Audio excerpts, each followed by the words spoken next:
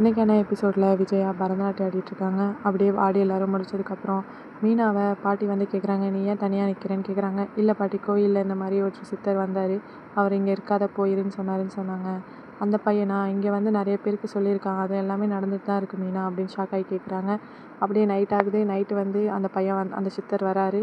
அந்த சித்தர் வந்ததும் இங்கே யார் நிற்காத, நீ போயிருந்தானே சொன்ன அப்படின்னு சொல்கிறாங்க. அவளை கூட்டிகிட்டு போன்னு சொல்கிறாங்க. அடுத்த நாள் காலையில் எல்லோரும் எழுந்திரிச்சு குளிச்சுட்டு தீபாவளி கொண்டாடுறாங்க. அப்படியே கோவிலுக்கு வராங்க.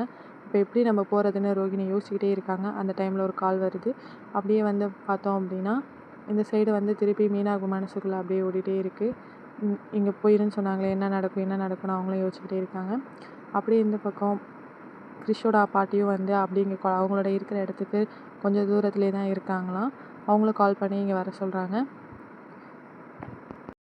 இதோட இந்த எபிசோடு இன்றைக்கி முடியுது. நாளைக்கு என்ன நடந்துச்சு நம்ம நாளைக்கு பார்க்கலாம்.